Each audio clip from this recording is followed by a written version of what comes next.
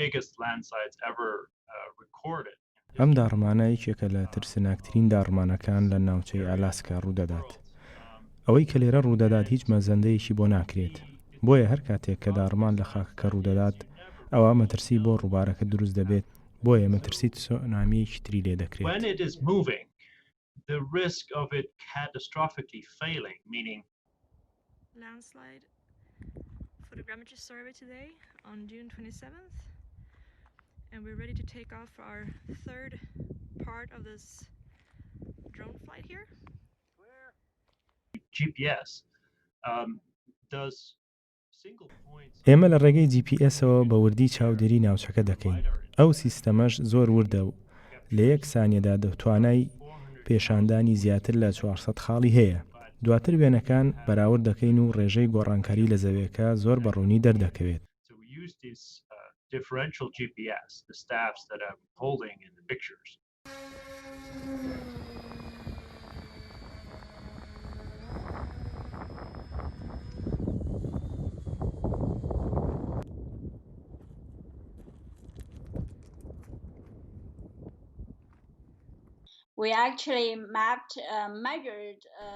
ئێمە توانیمانە لە ساڵی 2010 تا و 2007 بەڕوونی بە پێوەری 120 مەتر داڕمان لە ڕووی خاکەکە تۆمار بکەین.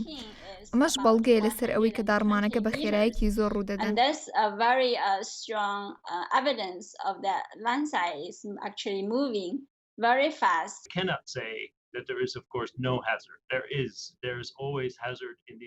ناتوانین بڵێن دۆخەکە مەترسیدار نییە، چونکە ئەم ناوچەیە بەردەوام مەترسی تێدایە.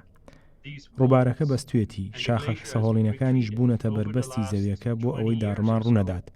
بەڵام کاتێک پلەکانی گەرمان بەرز دەبێتەوە، ئەوە بێگومان بەستەڵەکە دەتوێتەوە و مەترسی داڕمانی زیاتر دەبێت. And so all that ice was holding back the soil. The glacier is now gone and the soil has a chance to move.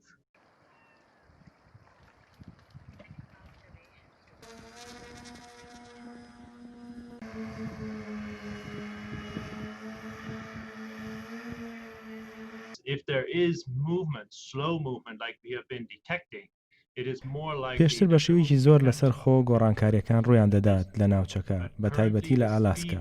بەڵام لە 10 ساڵی ڕابردوو گۆڕانکاریەکان زۆر بە خێرایی ڕوودەدەن. بۆیە مەترسیەکانیش زۆر بوون لەسەر ژینگەی سروشتی ناوچەکە.